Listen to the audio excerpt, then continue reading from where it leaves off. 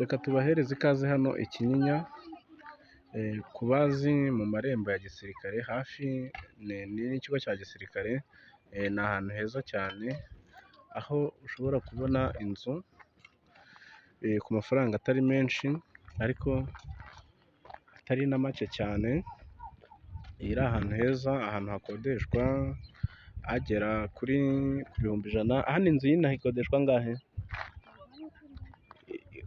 Wenda igiciro kiri hasi. Yego. Yego.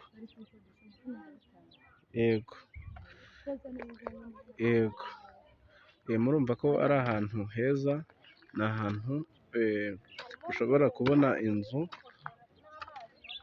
wakodesha ku mafaranga y'u Rwanda ibihumbi 70 gutyo kuzamura.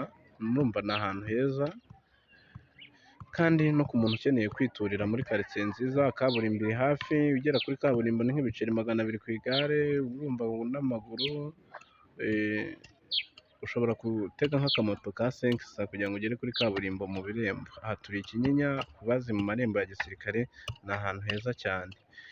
Muri kuhabona rero iyi nzu ihagaze miliyoni 11 ariko zishobora kuganirwaho, waza tukayiguha.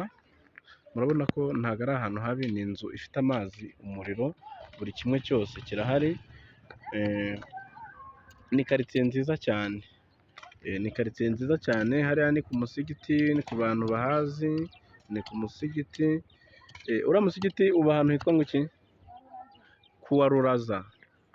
Abantu bahazi barahabona neza cyane, ni karitsiye nziza cyane. Aha turi rwose ni ikami, ngira ngo murahabona. Akarere ko ni aka Gasabo nk'ibisanzwe, by'umwihariko noneho henda kwegera umujyi wa Kigali. Ku bazi Kibagabaga, ku bazi mu Izindiro ni hafi yaho, ku bazi ibyo bice ni hafi yaho. Aka ni akamari rero katakabaye kagucika nawe.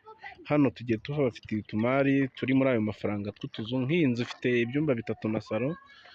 Murabona n'aka ko ku ruhande nako ni inzu, kandi ifite icyangombwa cyihariye. Ikindi wamenya ni uko afite icyangombwa cyihariye. Ni uko hameze ku muhanda. Umuhanda urahagera murawubona nta kibazo. Ni inzu ushobora kwishyura amafaranga makeya ukayitsindira ijya metasiyo. Murakoze kandi turabashimiye, mugire ibihe byiza.